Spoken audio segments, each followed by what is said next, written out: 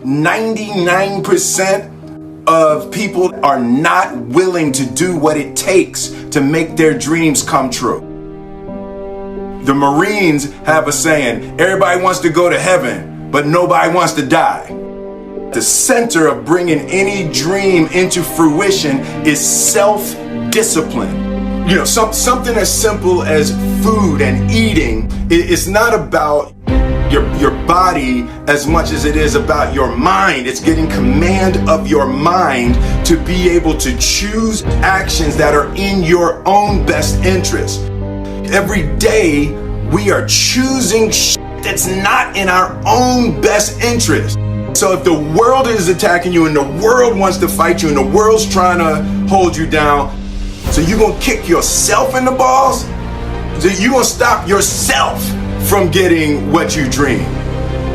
And I think the word discipline has kind of gotten a bad name. We think about it in terms of punishment.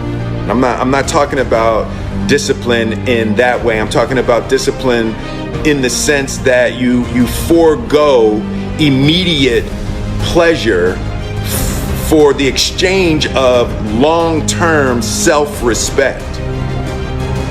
I believe that self-discipline is the definition of self-love.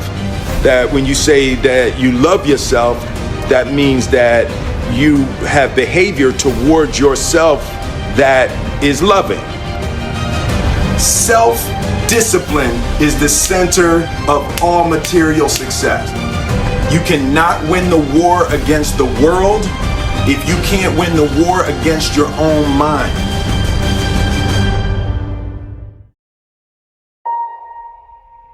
Self-love is when you say to yourself, oh man, look, I know you and that girl got a real connection.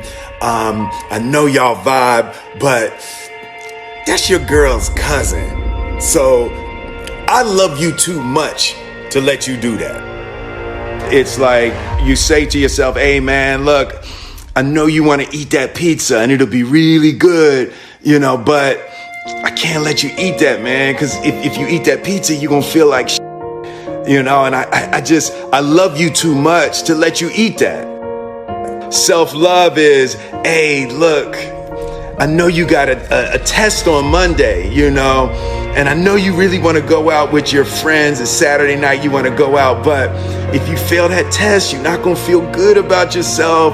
You know, I love you too much to let you go out tonight. Self-discipline is self-love.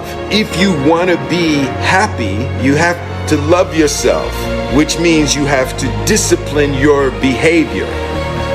The road to sustained happiness is through disciplining your behavior. We tend to base our self-esteem on what other people think. And that's not really self-esteem. Self-esteem is supposed to be how we feel about ourselves. And I was just saying how dangerous it is to allow other people to determine how you're going to feel about you.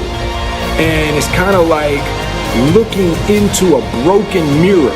You're going to look in a broken mirror and then change your face to try to look good in this defiled, busted, broken mirror. And it just, other people's opinions is a really way to determine how we feel about ourselves.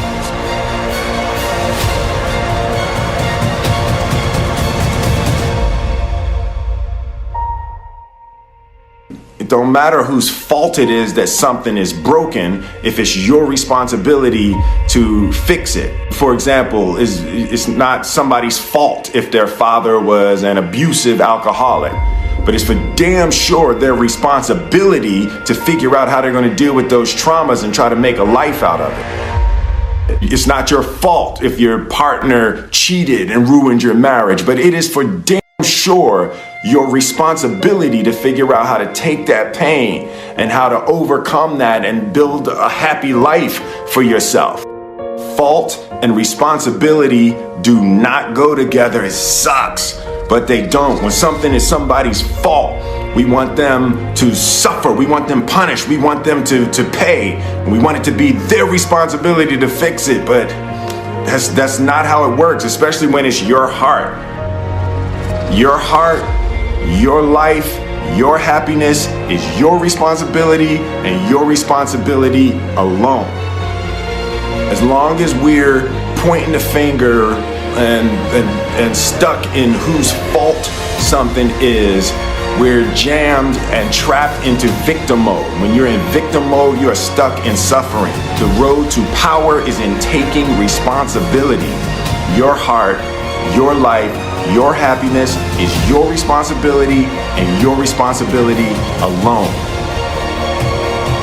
You can make a person smile, you can make a person feel good, you can make a person laugh, but whether or not a person is happy is deeply and totally and utterly out of your control. The prerequisite for spending time with any person is that they nourish and inspire you. They feed your flame. Look at your last 5 text messages. Are those people feeding your flames or dousing your fire? Put your phone down for just a second and look around. Look to the people around you. Are those people throwing logs on your fire or are they pissing on it?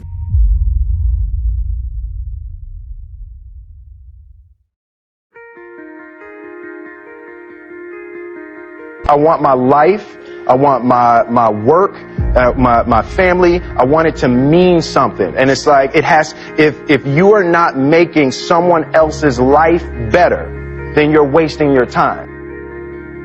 The separation of talent and skill is one of the greatest misunderstood concepts for people who are trying to excel, who have dreams, that want to do things. Talent you have naturally. Skill is only developed by hours and hours and hours of beating on your craft. You don't try to build a wall. You don't set out to build a wall. You don't say, I'm going to build the biggest, baddest, greatest wall that's ever been built. You don't start there. You say, I'm going to lay this brick as perfectly as a brick can be laid. There will not be one brick on the face of the earth that's going to be laid better than this brick that I'm going to lay in this next 10 minutes. And you do that every single day. And soon you have a wall. And soon you have a wall.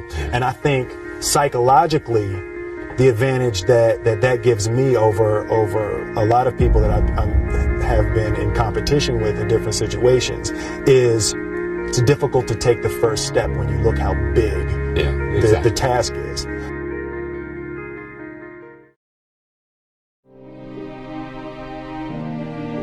The definition of who I am is very clear to me, and it also redefines who I want to be.